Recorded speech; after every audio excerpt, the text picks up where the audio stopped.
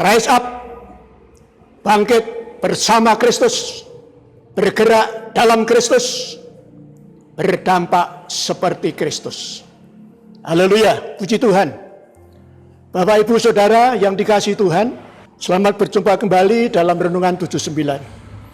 Adapun Renungan 79 kali ini diambil dari Kisah Para Rasul pasal yang ketiga ayat 1 sampai dengan 10.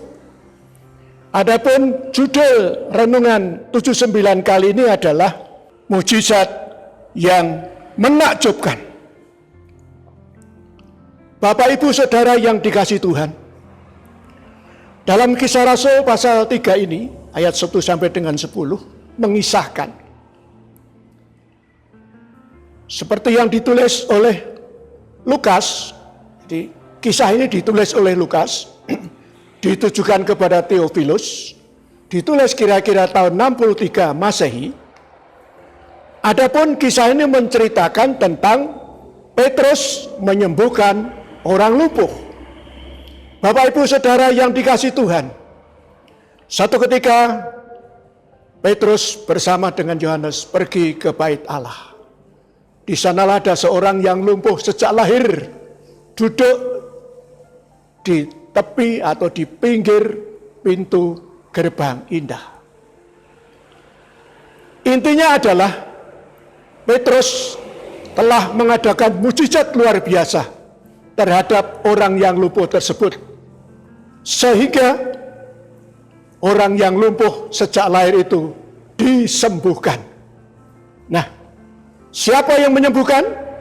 Secara jelas ditulis di dalam ayat yang ke-6 bagian B. Demi nama Yesus Kristus, orang Nazaret itu berjalanlah. Inilah mujizat, keajaiban yang luar biasa yang terjadi, yang tidak bisa dilakukan oleh manusia, melainkan hanya bisa dilakukan oleh Tuhan.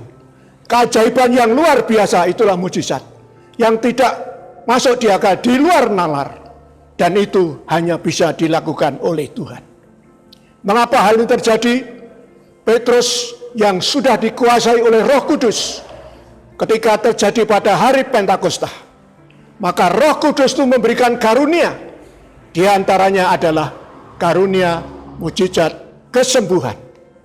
Bapak Ibu yang dikasihi oleh Tuhan, Petrus menandaskan bahwa kesembuhan atau penyembuhan terjadi hanya bisa dilakukan oleh Tuhan Yesus, dan ketika itu melalui Petrus. Bapak Ibu Saudara yang dikasihi Tuhan, nah, inti daripada kisah ini adalah yang pertama, bahwa penyembuhan hanya bisa dilakukan oleh Tuhan Yesus, yang ketika itu dilakukan melalui Petrus terhadap seorang yang sakit lumpuh sejak lahir. Nah, ini yang pertama. Yang kedua, kesembuhan atau penyembuhan bisa terjadi hanya dengan iman dan pengharapan kepada Tuhan Yesus Kristus. Yang ketiga, kita sebagai saksi-saksi Tuhan, sebagaimana Petrus dijadikan oleh Tuhan menjadi saksi ketika ia menerima Roh Kudus, ia menjadi saksi. Kita pun harus menjadi saksi Kristus dimanapun kita berada. Kita dapat melakukan kesembuhan atau penyembuhan terhadap orang yang sakit karena mujizat dan karunia kesembuhan yang diberikan oleh Roh Kudus. Dan itu bisa terjadi ketika ada iman dan pengharapan yang sungguh-sungguh. Orang lumpuh ini, dia lumpuh secara jasmani, secara fisik. Namun kelumpuhan bisa bermakna lain, yaitu lumpuh secara rohani. Mungkin kita sekarang ini sedang mengalami kelumpuhan, tidak berdaya, tidak mampu, berdoa tidak berdaya, memuji Tuhan kurang bergairah, beribadah kurang bersungguh-sungguh. Nah, ini yang perlu kita waspadai. Untuk itu, dengan Roh Kudus yang mengurapi kita, Roh Kudus yang ada dalam hidup kita, itu akan memberikan kekuatan dan kemampuan sehingga kita bisa berdoa, bisa memuji Tuhan, bisa bersekutu, bisa beribadah dengan kekuatan, kesembuhan rohani. Ibadah kita semakin setia, doa kita semakin bersungguh-sungguh, persekutuan kita semakin rajin, puji-pujian kita semakin bersemangat karena kita mengalami kuasa dan mujizat yang dilakukan oleh Tuhan Yesus yang ada di dalam kehidupan kita. Itulah sebabnya Bapak Ibu Saudara yang dikasihi Tuhan, pesan yang bisa saya sampaikan, marilah kita menjadi saksi-saksi Kristus dimanapun kita berada. Saksi tentang nama Yesus, nama yang luar biasa, nama yang ajaib, nama yang perkasa, nama sumber segala kesembuhan dan kemenangan, nama yang memberi kelepasan dan kebebasan.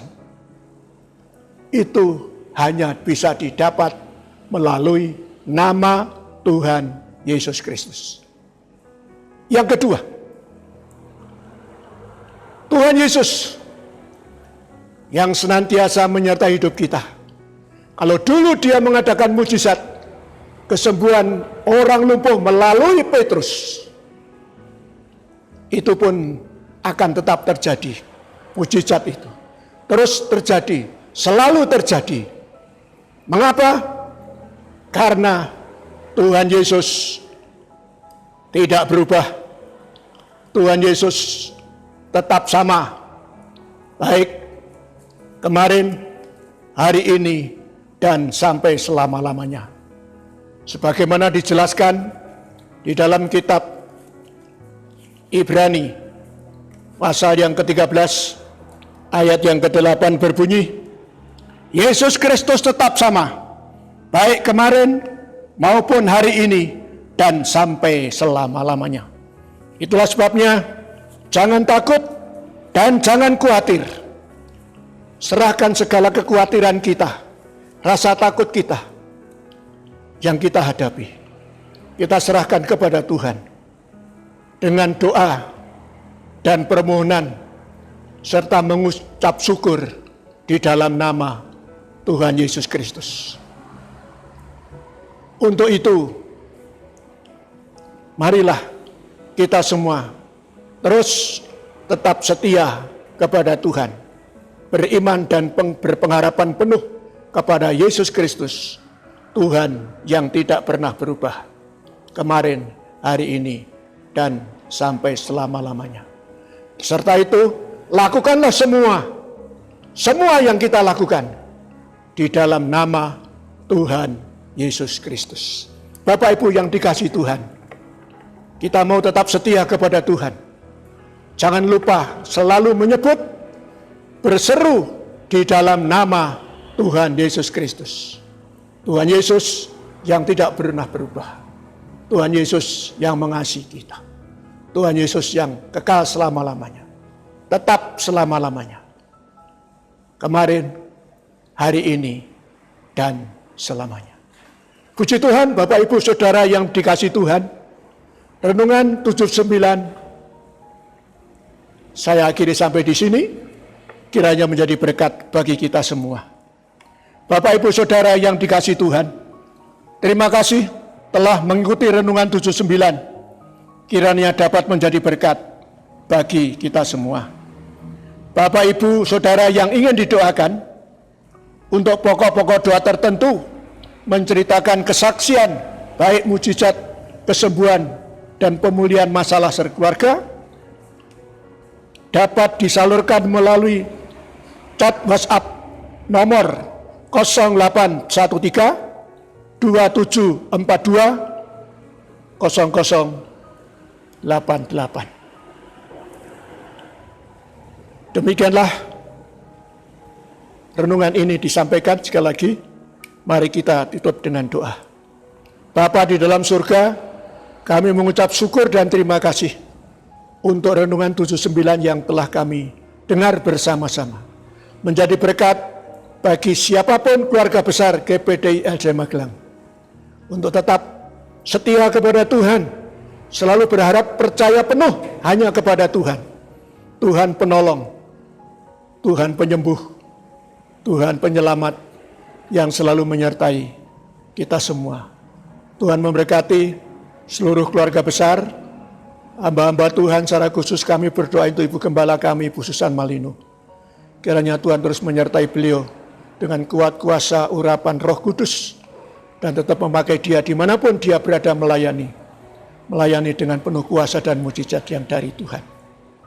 Haleluya. Tuhan Allah, Engkaulah yang telah menjadikan langit dan bumi dengan kekuatanmu yang besar, dengan tanganmu yang terentang. Tiada suatu apapun yang mustahil untukmu.